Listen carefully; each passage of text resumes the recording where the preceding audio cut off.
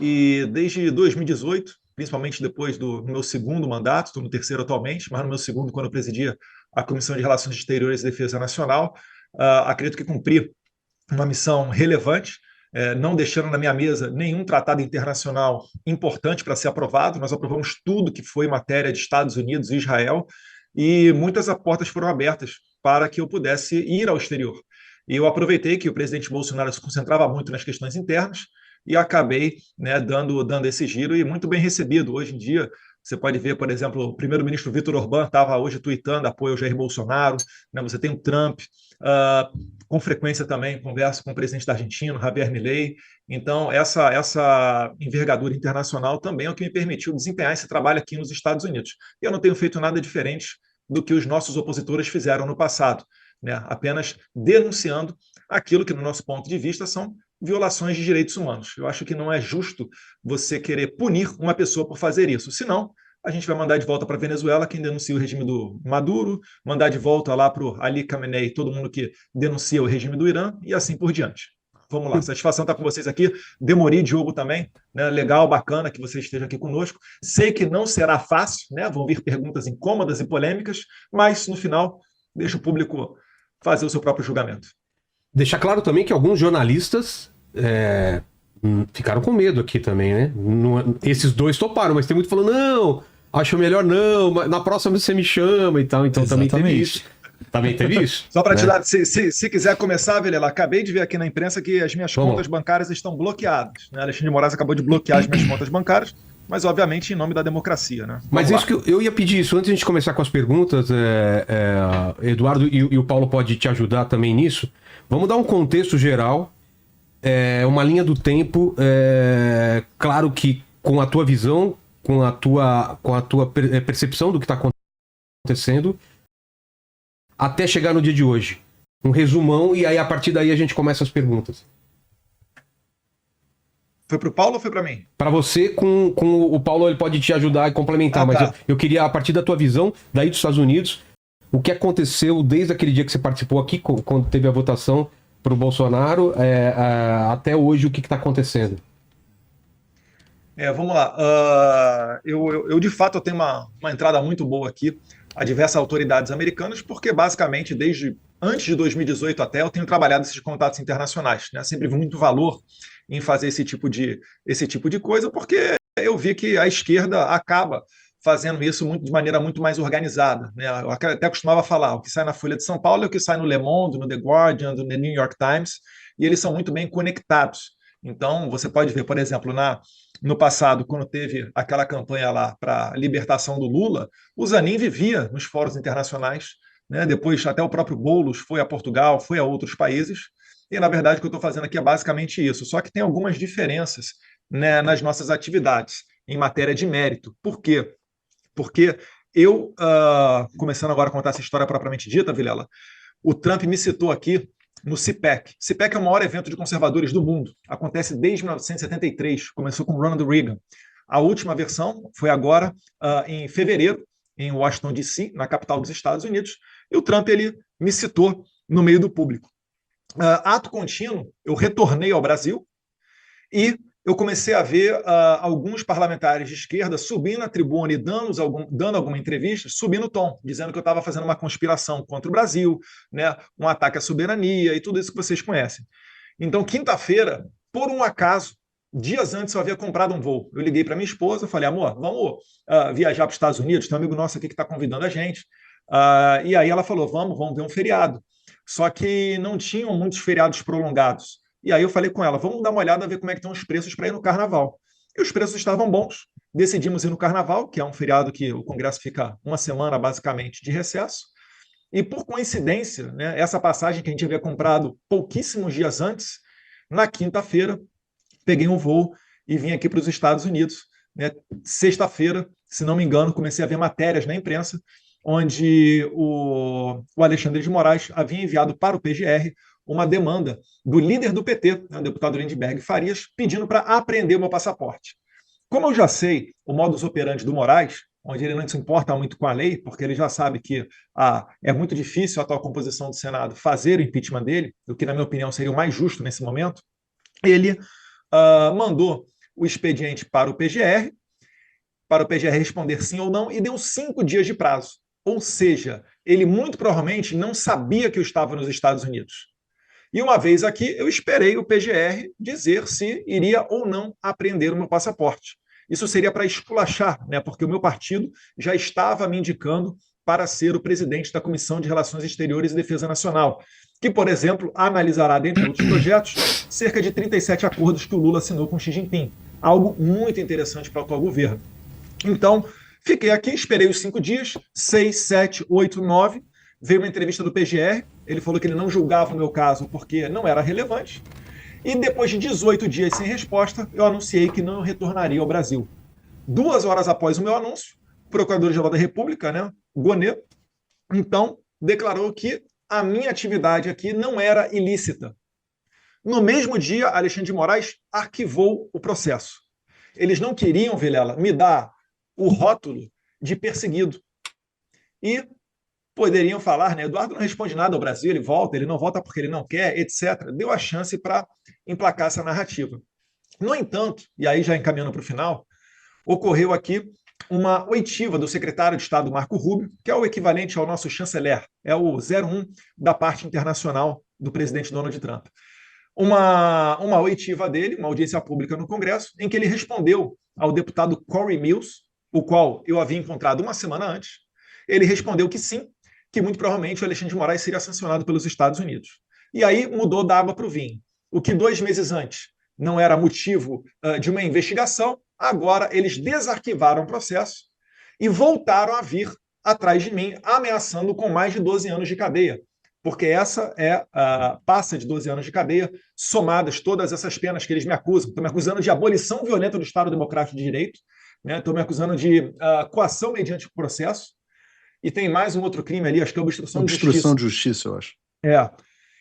Não sei se estou me alongando, deixa eu saber, tá, Vilela, mas eu já estou encaminhando para o final. Tá. Então, depois disso tudo, o Alexandre de Moraes ele começou a cada vez mais dobrar a aposta, né? E a gota d'água foi quando ele colocou a tornozeleira agora no Jair Bolsonaro que seguiu todas as ordens do Moraes, mesmo entendendo ilegais ou inconstitucionais, mas ainda assim, Moraes agora basicamente coloca, né, o presidente Bolsonaro em prisão domiciliar e até proibido de dar entrevista, coisa que não ocorre nem com traficantes de drogas no Brasil. Enfim, isso daí acho que é uma parte até que a gente vai concordar, né? O Demori foi muito crítico, inclusive, nesse ponto, com relação ao Felipe Martins, e nós estamos aqui nesse momento de hoje, onde o Trump, né, colocou tarifas no Brasil. As tarifas do Brasil são as maiores do mundo, né, dessa última leva, justamente porque o Trump tem dito que existe um problema institucional. E a minha crítica é para com aqueles que acham que vão resolver essa situação apenas olhando com foco na parte comercial. Isso não ocorrerá. O Trump tem dito reiteradamente que não é só Bolsonaro, são seus apoiadores. Tem a questão da decisão das Big Techs do Supremo Tribunal Federal. Não era o meu desejo, tá? Sempre trabalhei para sanções individuais no Alexandre de Moraes, mas, né, o presidente Trump, dentre as alternativas dele, escolheu essa, e eu acredito que agora é o momento da gente fazer pressão para que acabe com esse sistema, né, de julgamentos antecipados, de juízes fazendo declarações na imprensa, perguntas do tipo por que o Jair Bolsonaro está sendo julgado na Suprema Corte, quando ele não tem mais foro por prerrogativa de função, deveria iniciar o processo dele na primeira instância. Enfim, a gente está expondo, basicamente, toda essa perseguição contra o Jair Bolsonaro. Então, não vale ser nós. Nem só contra o Jair Bolsonaro. Você me permite pular aqui um pouco em cima de você, Eduardo, te interromper um minuto, que eu acho que vale para o Vilela, que talvez ele esteja interessado na linha do tempo desde o início. Sim. Porque esse foi um processo que começou ainda em 2022. O que aconteceu em 2022?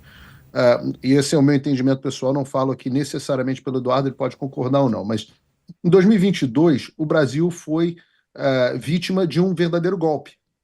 O entendimento é que o Alexandre de Moraes deu um golpe de Estado que se consumou em 2022 na condução do processo eleitoral naquele momento, um processo que não teve absolutamente nenhuma isonomia e que se utilizou de um sistema com diversas vulnerabilidades e que não contava com a credibilidade da população, de boa parte da população brasileira, milhões e milhões de pessoas questionavam e ainda questionam a credibilidade do nosso sistema eleitoral. Esse questionamento, essas críticas, foram respondidas com censura e truculência, de forma que o Alexandre de Moraes conseguiu consolidar o poder e levar o candidato que ele queria à presidência da República no Brasil.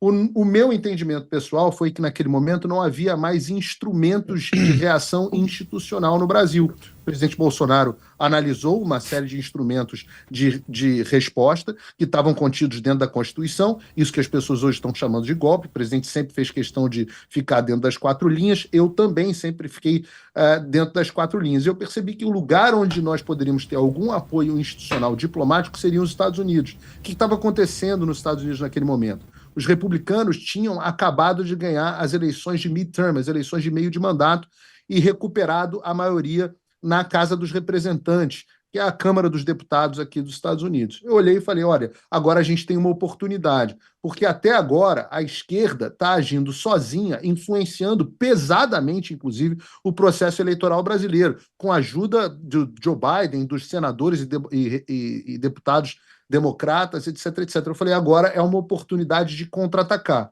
E comecei a ter as primeiras reuniões, naquele momento o deputado Eduardo Bolsonaro ainda não estava, com os parlamentares. Quando o deputado Eduardo Bolsonaro voltou, acho que ele estava viajando naquele momento, final de 2022, eu procurei e falei, olha, você é a pessoa mais bem relacionada que existe dentro dos Estados Unidos. Ninguém dentro dos Estados Unidos tem um relacionamento melhor que o seu. Você já falou no CPAC várias vezes, é respeitado, a família Trump te adora, você é um cara, a gente precisa unir forças. E o deputado Eduardo Bolsonaro teve a sensibilidade de, naquele momento, falar, você tem razão, os americanos são a alternativa que nós temos. Mas naquele momento, a gente só tinha o Congresso ao nosso lado. E tínhamos um problema muito grande. Qual era o problema? Nem o brasileiro estava consciente de que o Brasil estava vivendo uma ditadura e que tinha sofrido um golpe de Estado, e muito menos os americanos e a comunidade internacional. Então aí começa um trabalho de várias frentes. Primeiro, eu estou deixando o plano inteiro aqui, o plano diabólico inteiro colocado aqui para vocês. A primeiro foi, vamos participar do máximo de podcast, e vivam os podcasts, né? E programas de televisão e entrevistas que nós pudermos, e o Eduardo e eu nos dividimos aqui em centenas, fizemos Jordan Peterson, PragerU, Dinesh Souza, Steven Crowder, One American News toda hora, Newsmax, foi na Fox News, todos os lugares que você puder imaginar, a gente foi. Chegamos ao ápice de fazer uma audiência pública dentro do Congresso dos Estados Unidos, que foi muito importante, e começamos uma questão de pressão, numa tentativa de, naquele momento, fazer uma pressão diplomática com um objetivo, que não era relacionado exclusivamente ao presidente Bolsonaro. Isso é um erro que as pessoas cometem com muita frequência, de personalizar a questão. É claro que o presidente Jair Bolsonaro é um perseguido político e é o símbolo maior dos perseguidos políticos no Brasil, mas ele não é o único. Então, dentro dos benefícios que a gente está buscando, muito mais beneficiado do que o Jair Bolsonaro vai ser a Débora, que pintou a estátua de batom, vai ser o Rodrigo Constantino, que está com câncer, se tratando e não pode utilizar as próprias redes sociais, vai ser o Alan dos Santos, vão ser as senhoras que o Alexandre mandou para o regime fechado de novo na semana passada, vão ser todos os brasileiros que hoje estão calados, porque tem medo de se manifestar. Uma pesquisa inacreditável mostrou no ano passado que 61% dos brasileiros têm medo de expressar suas opiniões nas redes sociais. Então, todas essas pessoas seriam beneficiadas. Bom, chegou o momento da vitória do Donald Trump. Donald Trump venceu as eleições. Então, todos os caminhos que nós estamos utilizando o Congresso passaram a ser focados ao Poder Executivo, onde o Eduardo e eu, pelas relações que nós tínhamos construídas ao longo desse tempo, conseguimos ter portas abertas. E aí nós passamos de novo com esse trabalho de conscientizar o que vinha acontecendo dentro do Brasil. E aí nós fizemos, eu diria aqui, dezenas e dezenas de reuniões no Departamento de Estado, no Departamento de Tesouro, no Departamento de Comércio, explicando, levando documentos, mostrando, olha, essa é a situação do Brasil, esses são os fatos do Brasil. Obviamente, no meio do caminho, o Alexandre foi dobrando a aposta, a gente fez um trabalho muito grande de conversa com a imprensa internacional, e você começou a ter The New York Times mudando de posicionamento, passando a explicar o que vinha acontecendo no Brasil, o Washington Post, The Wall Street Journal, o Financial Times, a The Economist, revistas acima de qualquer suspeita, dizendo que o Alexandre de Moraes tinha de fato se tornado um grande tirano. Ele teve a treta dele lá com Elon Musk, e isso também trouxe muita visibilidade ao assunto. Isso foi sendo construído, até que nós chegamos num momento onde as violações de direitos humanos se tornaram flagrantes, as violações do Alexandre, da soberania americana, atacando empresas e indivíduos residentes e cidadãos americanos, se tornou flagrante, e o que se chama de corrupção, aqui nos Estados Unidos isso é visto como corrupção, que é a utilização do seu poder, da sua posição, com benefício político próprio e do grupo político que ele representa. A gente pode falar do benefício político próprio, porque em breve eu creio que a família do Alexandre de Moraes também sofrerá outras consequências dessas ações, justamente por questão dos benefícios próprios da corrupção que isso enseja, mas essa é a linha do tempo, e foi assim que nós chegamos até aqui agora.